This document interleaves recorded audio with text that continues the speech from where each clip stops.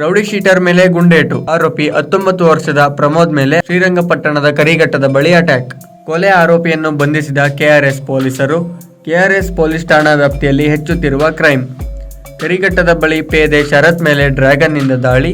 ಆತ್ಮರಕ್ಷಣೆಗಾಗಿ ಕಾಲಿಗೆ ಶೂಟ್ ಮಾಡಿದ ಸಿಪಿಐ ಪುನೀತ್. ಜಿಲ್ಲಾ ಪೊಲೀಸ್ ವರಿಷ್ಠಾಧಿಕಾರಿ ಮಲ್ಲಿಕಾರ್ಜುನ ಬಾಲದಂಡಿ ವಿವರಣೆ. 24ರಲ್ಲಿ ಪ್ರಜ್ವಲ್ನ ಒಂದು ಮರ್ಡರ್ ಆಗ್ತದೆ. ಇದಾದಮೇಲೆ ಎರಡೂ ಕಡೆಯವರು ಭಾಳಷ್ಟು ಜನ ಜೈಲಿನಲ್ಲಿ ಇನ್ನೂ ಇದ್ದಾರೆ. ಭಾಳಷ್ಟು ಜನ ಜೈಲಿನಿಂದ ಕೆಲವೊಬ್ಬರು ಹೊರಗಡೆ ಬಂದಿದ್ದಾರೆ. ಬಂದ ಮೇಲೆ ಈ ಸುಪ್ರೀತ್ ಅನ್ನೋನು ಇವ್ರ ಗ್ಯಾಂಗ್ನಲ್ಲಿದ್ದವ್ರು ಯಾರಿಗೋ ಒಬ್ಬರಿಗೆ ಹೊಡಿತಾನಂತೇಳಿ ಒಂದು ಖಚಿತ ಮಾಹಿತಿ ಅವರಿಗೆ ಬಂದಿತ್ತು ಅಂತೇಳಿ ನಮ್ಮ ತನಿಖೆಯಲ್ಲಿ ಸದ್ಯದ ಪ್ರಕಾರ ಗೊತ್ತಾಗಿದೆ. ಹಾಗಾಗಿ ನಮ್ಮ ಕಡೆಯವ್ರಿಗೆ ಯಾರಿಗಾದರೂ ಹೊಡಿತಾನಂತೇಳಿ ಇವರು ಎಲ್ಲರೂ ಸೇರಿಕೊಂಡು ಆತನೇನ ನಾವು ಮುಗಿಸೋಣ ಅಂತೇಳಿ ಒಂದು ಪ್ಲ್ಯಾನ್ ಮಾಡಿ ಈ ಒಂದು ಕೃತ್ಯ ಎಸಗಿರೋದು ಸದ್ಯದ ಪ್ರಕಾರ ಕಂಡು ಬಂದಿದೆ. ಒಬ್ಬನೇ ಇದ್ದ ಆತ ಮೋಸ್ಟ್ಲಿ ಕೊಲೆ ಆಯಿತು. ಕೊಲೆ ಆದಮೇಲೆ ಬೇರೆ ಬೇರೆ ಕಡೆ ಎಲ್ಲ ತಪ್ಪಿಸ್ಕೊಂಡು ಹೋಗಿರೋ ಬಗ್ಗೆ ಸಹಿತ ನಮಗೂ ಸಾಕಷ್ಟು ಮಾಹಿತಿಗಳು ಬರ್ತಾ ಇತ್ತು. ಆತ ಒಬ್ಬನೇ ಇಲ್ಲಿ ಎಲ್ಲೋ ಯಾರಿಗೋ ಬೇಟೆ ಹಾಕಿ ಹೋಗ್ತಾ ಇದ್ದ, ಅಥವಾ ಏನೋ ಹಣಕಾಸಿನ ವಿಚಾರಕ್ಕೆ ಯಾರ ಕಡೆಯಿಂದ ದುಡ್ಡು ಕೇಳೋಕ್ಕೆ ಈ ಥರ ಹೋಗ್ತಾ ಇರ್ಬೋದು. ಆ ಒಂದು ಸಂದರ್ಭದಲ್ಲಿ ನಾವು ಈಗಾಗಲೇ ಸಾಕಷ್ಟು ಜನರಿಗೆ ಸಹಿತ ಹೇಳಿದ್ವಿ, ಅವರ ಫೋಟೋಗಳನ್ನು ಸಹಿತ ನಾವು ಕಳಿಸಿದ್ವಿ. ಅದರದ್ದು ಆಧರಿಸಿ ಕೆಲವೊಬ್ಬರು ಮಾಹಿತಿ ನೀಡಿದ್ದಾರೆ. ಅದರದ್ದು ಆಧಾರದ ಮೇಲೆ ಈ ಒಂದು ಘಟನೆ ನಡೆದಿದೆ.